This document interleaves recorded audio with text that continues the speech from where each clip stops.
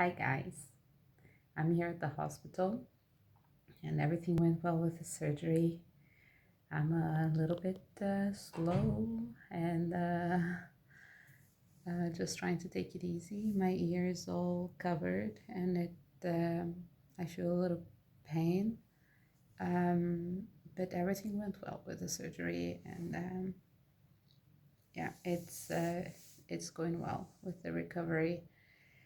And so I am alone and I have all this time to uh, think about stuff and to do things that I don't usually have time to do. And then I thought, well, maybe I can make another video. um, I I usually think about lots of things that maybe I would like to make a video about or just share. But many times I don't manage to. Uh, but then I thought I could share with you guys this thing that I've been thinking about for a long time. And I'll start with something that I saw yesterday in the bus that kind of like made me think again about things that I've been thinking for a long time. So I got the bus to come to the hospital. I just thought that that would be easier than having Ian Willem drive me here with the little girls in the car, because the hospital is like 40 minutes away from home, one way. So then more than an hour and a half, the two ways. So I thought it was going to be a bit difficult for the little girls to be okay in the car all this time. Um, So then I took the bus and it was around 5:40. It was getting dark. And in the middle of the trip here, it was snowing and then there was someone in a bus stop in the middle of nowhere.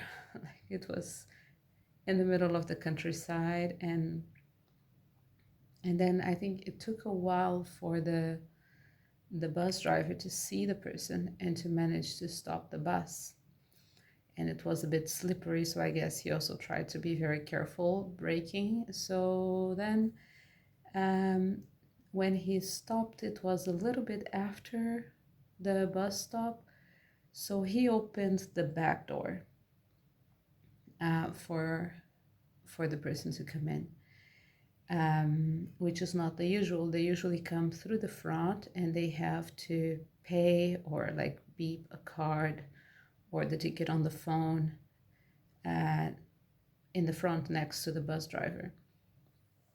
So then he just opened the back door to make it easier for the passenger. So that person came in and I was sitting right behind the bus driver.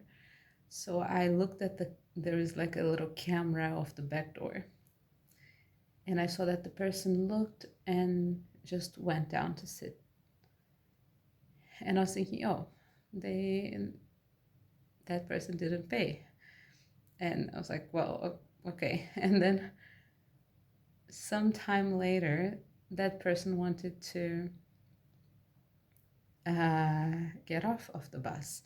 So then she gave the signal and she came to the front and she put the coin to pay for the bus ride on the little coin table that they have in the front. And I was thinking, okay, she wanted to pay, even if the bus driver didn't charge her, she wanted to pay.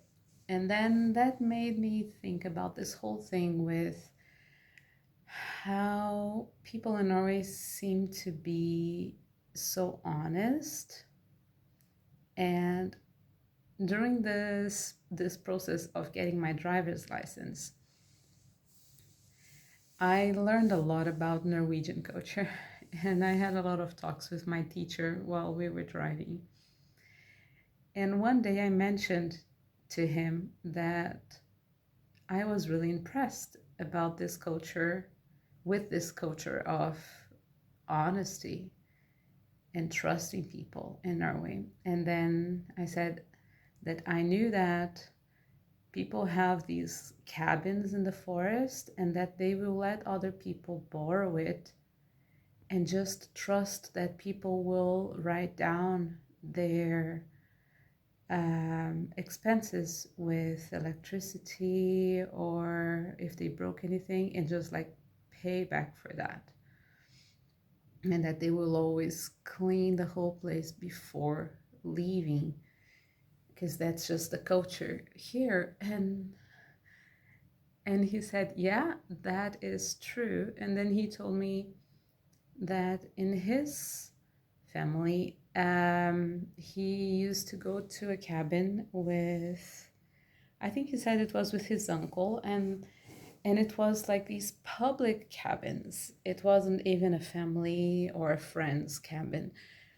He said that they have like this tourist thing that you can just stay in cabins that are public for for free sometimes, or I guess you pay a little bit um, other times. But then in these cabins, he said some of them they have someone there, and that person has the keys to give you, almost like a hostel kind of thing. But he said other ones they're just like a little cabin in the middle of the forest with no one taking care of it, and they always have these stocks of like snacks that people can take, like chocolate and soda and this kind of stuff, and people can take and they can write down in this book and they will receive a bill later for that. And he said he remembers being there with his uncle and they were like taking a chocolate and writing down, okay, like saying, okay, we're writing down one chocolate, and really being honest and paying for things and never wanting to take advantage of the system.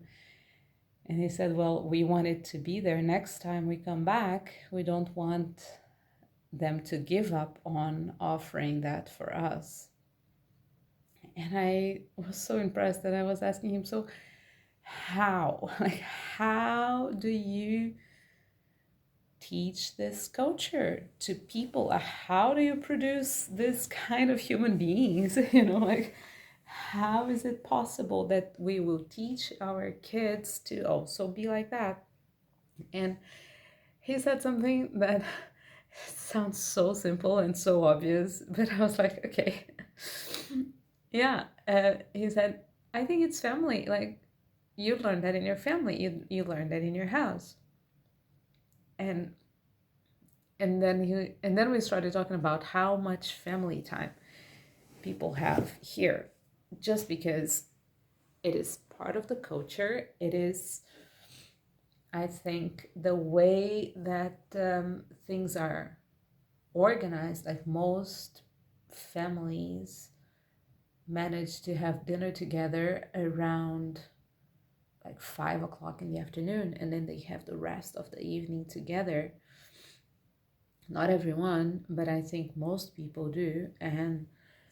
Uh, and yeah, I guess that's also because the jobs are making it possible for people to do it, to do that, and the salaries that people get make it possible for them to not need to take up another job, uh, to take care of their families, I guess. So yeah, I was thinking so much about this and about this importance of family life, and just being together with our kids and just spending time with them and just letting them learn these kind of things from us. And yeah, and I guess just being present for our children can actually, I think it is the one thing that can actually change society, that can actually make a change in the culture. So I just really hope that more and more parents will be able to be present for their kids and with their kids. And yes, that countries and governments and yeah, whatever kind of social system uh, will make that possible in somehow helping the kids or and the parents to spend more time together. And I don't want to get into politics, but I just really hope and pray that that will be possible for more and more people each day. Yeah. Okay. I hope you liked how my thoughts about parenting and yes, cultures. And yes, I'll see you another time.